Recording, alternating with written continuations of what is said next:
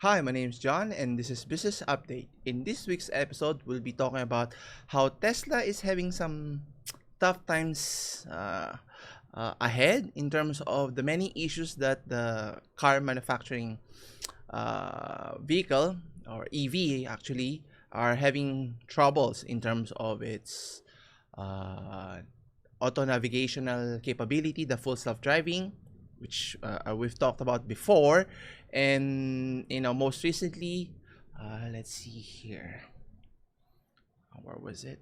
Yes, according to Reuters.com, it mentions here that Tesla has to recall almost 500,000 of their electric vehicles over safety issues, which is pretty significant if what do you call this if things were to continue at this rate. Now, obviously, I've been vocal about in terms of the many problems that Tesla has been dealing with regards to the technical aspect in terms of marketing the product, obviously as an alternative transportation outside of the combustible engine.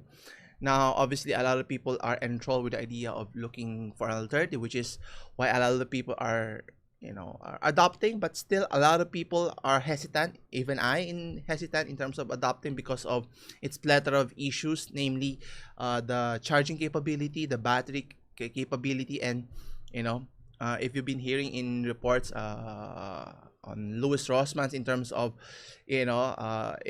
if you were able to purchase or own a Tesla vehicle, and if there's a problem with your battery packs, and if you need to repair it, it's going to cost you tens or 20,000s of dollars just to be able to replace it, which is no chump change. And obviously for a regular combustible engine can last you for decades, and don't have to worry about spending a big amount of money.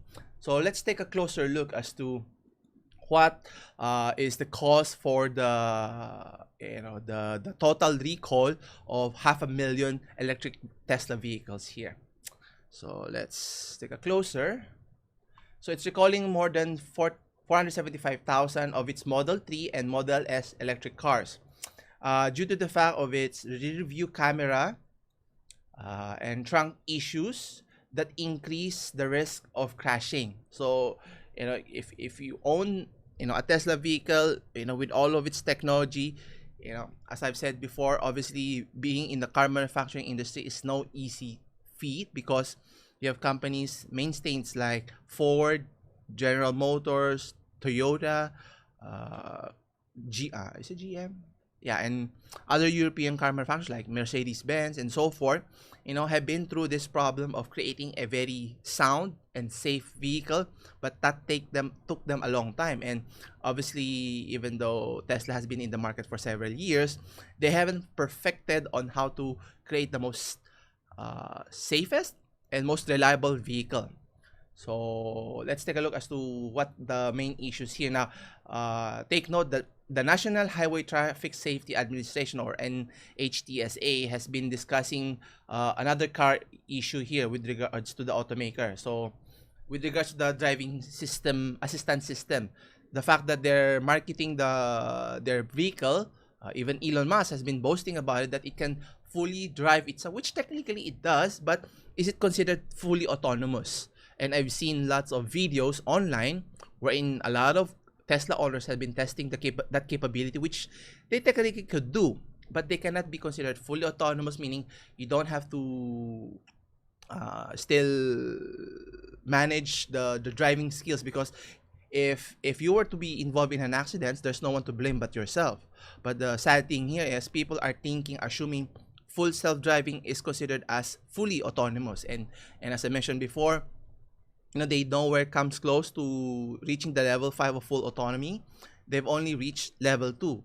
And stay tuned, later in our discussion on Business Focus Live, we will be talking about another company who's actually can prove, we'll see, that they are considered fully autonomous. I was thinking maybe that's years and decades away, and yet there's a company who's actually doing a better job than Tesla here in terms of the autonomy feature here. So stay tuned for that one. Anyway, going back to the main issues here for Tesla here. So it mentions here that the models affected range from 2014 to 2021. So almost 7 years of production that has faulty, meaning they didn't even catch on to the many issues that it has creeped up. And if you're an owner, you should be concerned with how unsafe the vehicle is. And I think there have been reports in the past with regards to how if you own a Tesla vehicle and if you were to charge it at home, there were incidents that the Tesla vehicle caught on fire. And that's not the even worse part, that if you're charging it at home, your house could go into a blaze, which would happen before. Good thing in that report that the owners themselves were staying at a different house or at the back of the house. So when the car went ablaze, the house that caught fire, no one was injured at the time.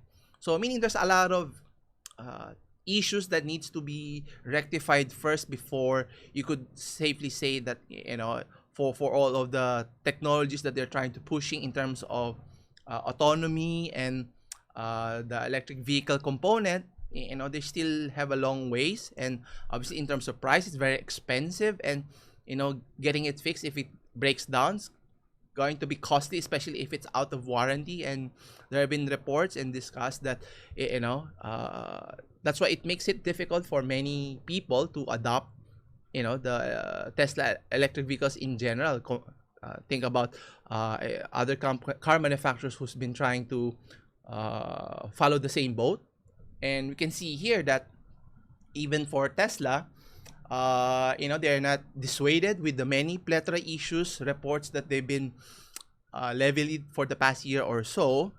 If we were to look closely, another report according to Electrek.co that the company have been looking onwards and forwards in terms of how to conquer the world, so to speak, by becoming the leading car manufacturer by 2025. In terms of they want to build as much as 13 gigafactories to be able to support, because obviously you need a lot of batteries, but they need to make significant improvements in terms of I think the battery cell, that is it 4680, I forgot what model is it or number, but they're able to make significant headway in terms of being able to produce more capacity in terms of the same amount of battery cells. I think that's what I understand. And obviously producing not just in the United States, so they have to create several gigafactories nationwide, as well as I think they had gigafactories in China as well as in Europe. So there's a lot of optimism. Obviously it creates a lot of jobs, especially if you're an American. But the concern here is the product sound? Is it the product safe? How fast can the people adopt here, even though there are a lot of I would say hype, but optimism and excitement in terms of owning a Tesla vehicle, which I think for many of us it's a dream come true. So you're looking for a certain type of innovation, but the question here is at what expense? And as I mentioned, I've been vocal regarding the software aspect in terms of marketing the product, which it cannot actually do. It can park itself, it can drive itself on certain conditions, but not all conditions. And as you may experience if you're a car driver yourself, there are always nuances, changes, differences in terms of driving conditions every time you step into a vehicle. Question is, can a vehicle handle it? And obviously Tesla is doing this by collecting data more and more every time many people use this, and every time they update the software, it's a learning process. But the question is, at what expense? I don't want to be the guinea pig that's testing the vehicle for it to be more safe for other users. I want it to be built, and if it's capable, then you can market it as it is, and obviously it can command a high price here. But I digress. That's a different issue altogether here. And if we were to look closely, their goal for 2022 is pretty significant. They're all about growth and improving their battery cells capability here. So let's take a look here. So obviously the Cybertruck has been promoted. Can they build one for market this year, or it's going to be delayed? And then obviously the recent launch of the Tesla Plaid, or Plaid, I don't know how you pronounce it.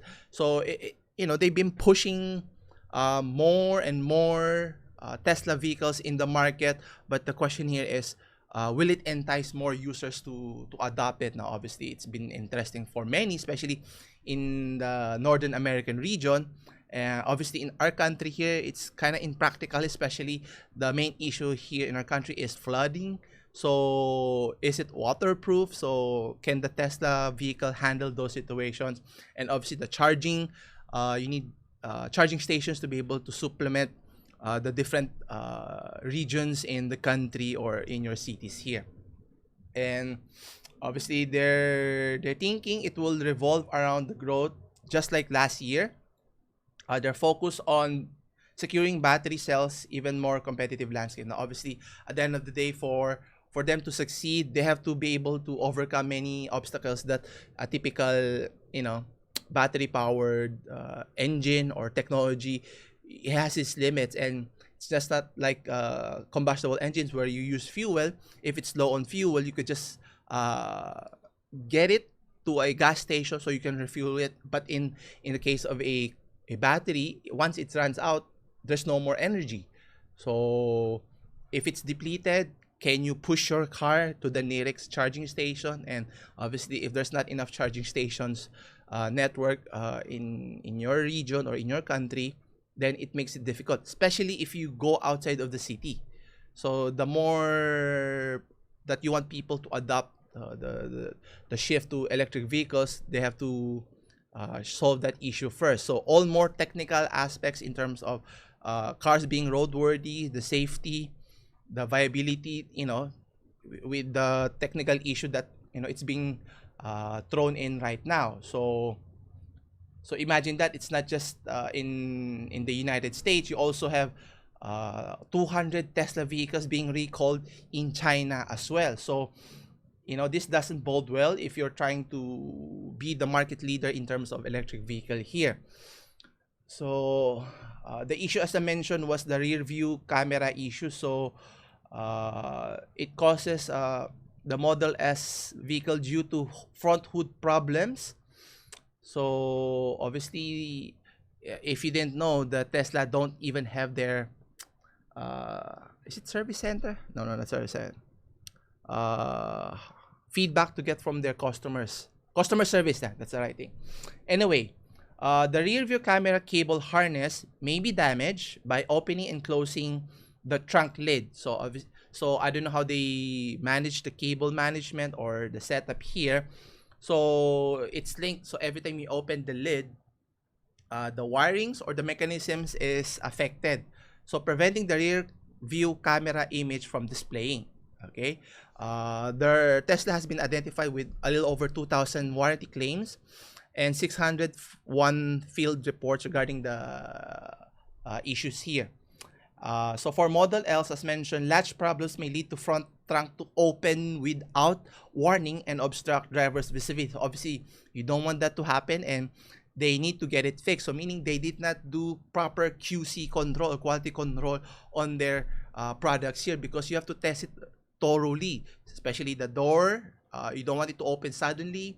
In this case, the front lid, the back lid, whatever. So they have to double check it. The fact that it's been happening for 7 years, that all of those cars that they produce for that span is flawed. So it's not, in a sense, roadworthy. And the worst is if it causes damages or fatality, even worse, which we don't want that to happen. And there's a big responsibility if you want to be a car manufacturer here. Now, what's interesting, Tesla is saying that they were not aware of any crashes. If they're going to use it as a cop-out, meaning they didn't do their due diligence in terms of checking the viability of their vehicle.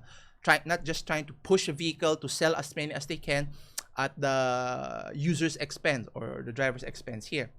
So, injuries or deaths related to the issue cited in the recall of Model 3 and for Model L. So, I mean, saying that you're ignorant of the issues here, meaning you're trying to shift the responsibility to the car owners, the manufacturers, and obviously you said that the car is deemed worthy for market use for consumer, and yet this is what we get. And that's why it gives me more credence as to why I should purchase a a electric vehicle, in particular Tesla, if that's the issues that's been growing, and a plethora of other issues as well, the braking issues, which is obviously it's important if you want your car to be safe and so forth. So there's a lot of things. So I was hoping that Tesla would do a better job of how it market its product, make it more reliable. Obviously, as a handheld device is one thing. If it's defective, a desktop or a laptop, it's a different thing. If it can kill people because it's a machine, technically it's a machine that you're asking it to rely on your life. I don't know about that. But anyway, so what do you think of the issue that Tesla is encountering now? And what's happening looking forward? Is it going to be positive still? And how excited would you be in terms of owning your own Tesla vehicle here? Anyway, I think that's about it. So come back again on Wednesday for more business update. I leave the link in the description below. As always, I'll see you in the next one. Take care.